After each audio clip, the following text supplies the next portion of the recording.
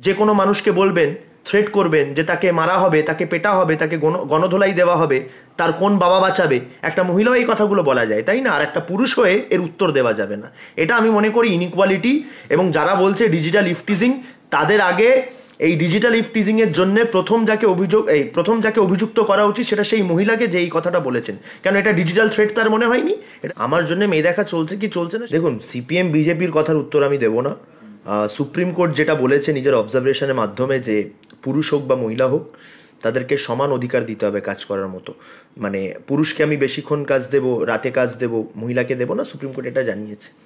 সরকার যেই ডিসিশনটা নিয়েছিল যে মহিলাদেরকে রাতে সেইভাবে কাজ দেওয়া হবে না, দেখুন বর্তমান পরিস্থিতিটাকে নজরে রেখে, এবার আপনি বলবেন তাহলে কি সরকার ব্যর্থ মহিলাদের প্রোটেকশন দেওয়ার জন্য? কথাটা সেটা নয়।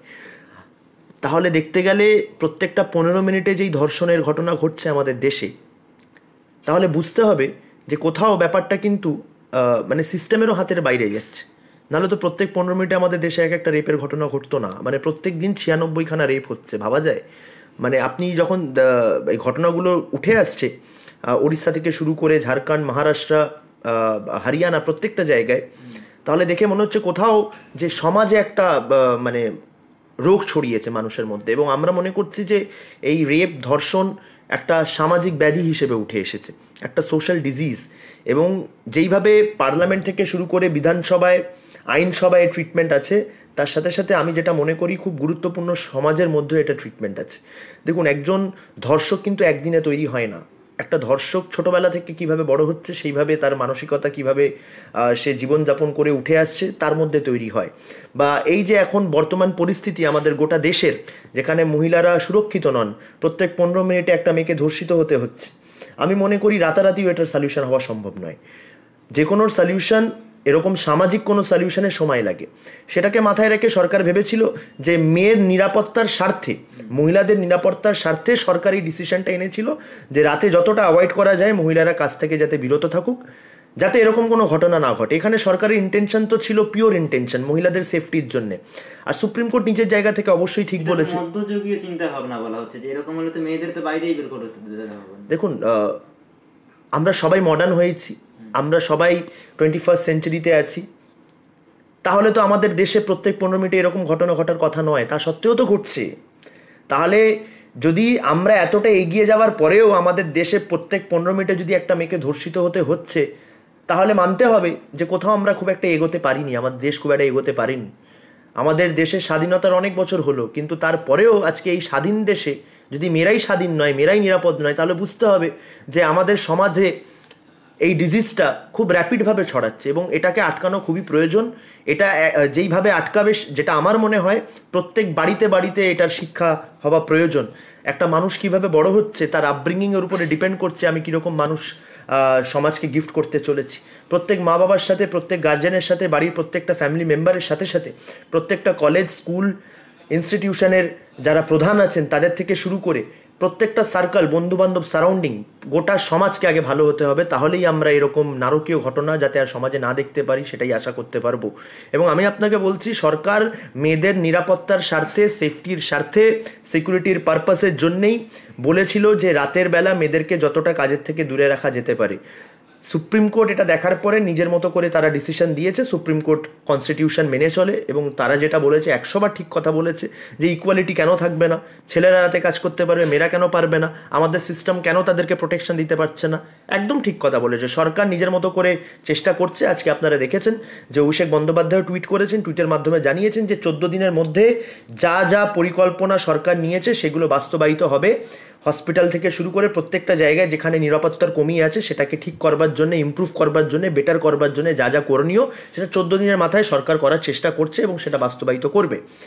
সুপ্রিম কোর্ট যেটা বলেছে আমরা মাথা পেতে শুনে নিচ্ছি। সুপ্রিম কোর্ট দেশের সর্বোচ্চ আদালত, অ্যাপেক্স কোর্ট, তাদের ডিসিশন আমাদের মাথা পেতে নিতে হবে for the sake of constitution.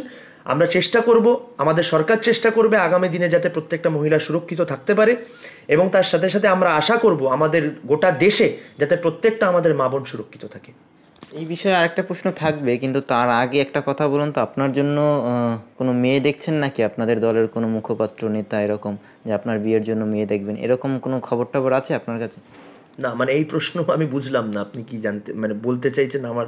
বেশ, এই প্রশ্নের কারণ হচ্ছে দেবাংশুর জন্য কুণাল ঘোষ মেয়ে দেখছেন এরকম একটা পোস্ট সামনে এসছে, এবং সেটা বিশেষ করে বামপন্থী বহু নেতা নেত্রী এই কথা বলেছেন যে এটা একটা ডিজিটাল ইপটিজিং, মানে যে পুরুষতান্ত্রিক ধর্ষণ রেপ কালচার চলছে সেটার একটা ভার্সন হচ্ছে এটা। দেবাংশু এবং কুণাল ঘোষের যে মন্তব্য বা কথোপকথন সমাজ মাধ্যম ধরে, তো আপনার জন্য মেয়ে দেখা চলছে কিনা সেই জন্য এই প্রশ্নটা জানো। আমার জন্য মেয়ে দেখা চলছে কি চলছে না সেটা আনইম্পর্টেন্ট, যেটা ইম্পর্টেন্ট সেটা আপনাকে বলি। দেখুন, আমরা সবাই তো ইকুয়ালিটির কথা বলি, ব্যালেন্স অফ সোসাইটি, পুরুষ যতটা অধিকার পাবে মহিলাও ততটাই অধিকার পাবে। এই কথা রেস ধরে যদি আমি বলতে চাই, দেবাংশু ভট্টাচার্য বা কুণাল ঘোষ মহাশয় যেই উত্তরটা দিয়েছেন বা যেটা বলেছেন, কেন বলেছেন আগে সেটা দেখতে হবে। একটা মহিলা মিডিয়ার সামনে বলছে দেবাংশু ভট্টাচার্যকে নাকি গণপেটুনি দেওয়া হবে, গণধোলাই দেওয়া হবে। কি অপরাধে গণধোলাই দেওয়া হবে? উনি কে ঠিক করবার যে গণধোলাই দিতে হবে? মানে একজন মহিলা হয়ে আমি যা ইচ্ছা বলতে পারি, আপনি তাহলে সেটা বলতে চাইছেন? আর একটা পুরুষ বলতে পারে না, তার কাউন্টারও করতে পারে না। মানে একটা মহিলা বলতে পারে যে দেবাংশু ভট্টাচার্য কুণাল ঘোষ রাস্তায় বেরোলে পাবলিক ধোলাই দেবে, তাদের কে বাঁচাবে দেখবো, মানে ওপেন থ্রেট করা, হিসেব মতো এটা ওপেন থ্রেট করা। উনি মহিলা বলে ক্যামেরার সামনে, মিডিয়ার সামনে যে কোনো মানুষকে বলবেন, থ্রেট করবেন যে তাকে মারা হবে, তাকে পেটা হবে, তাকে গণধোলাই দেওয়া হবে, তার কোন বাবা বাঁচাবে? একটা মহিলাও এই কথাগুলো বলা যায়, তাই না? আর একটা পুরুষ হয়ে এর উত্তর দেওয়া যাবে না। এটা আমি মনে করি ইনইকুয়ালিটি। এবং যারা বলছে ডিজিটাল ইফটিজিং, তাদের আগে এই ডিজিটাল ইফটিজিংয়ের জন্য প্রথম যাকে অভিযুক্ত করা উচিত সেটা সেই মহিলাকে, যে এই কথাটা বলেছেন। কেন এটা ডিজিটাল থ্রেট তার মনে হয়নি? এটা একটা ডিজিটাল ক্রাইম মনে হয়নি? আজকে আমি দাঁড়িয়ে যদি আপনাকে থ্রেট করি, মানে আমি একটা ক্রিমিনাল অ্যাক্ট করছি, আমার বিরুদ্ধে মামলা হওয়া উচিত। ওই মহিলাটি ক্যামেরার সামনে বলছে যে দেবাংশু ভট্টাচার্য এবং কুণাল ঘোষকে রাস্তায় ফেলে মারা হোক, গণধোলাই দেওয়া হোক, কোন বাবা বাঁচাবে, এটাও তো একটা ক্রিমিনাল অ্যাক্ট। তাহলে সেটার জন্য এই সিপিএম বিজেপিরা কি বলবে?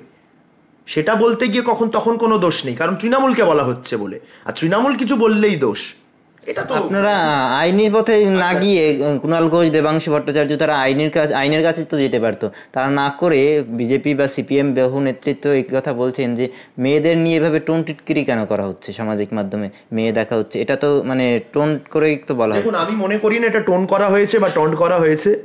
যে মহিলাটি যেই ভাষায় আক্রমণ করেছে দেবাংশু ভট্টাচার্য যেমন কুণাল ঘোষকে, তারা তাদের মতো করে উত্তর দিয়েছে। আর রইল কথা আইনি পদক্ষেপের, যদি মনে হয় প্রয়োজন হয় ভবিষ্যতে সেটাও নেওয়া হবে।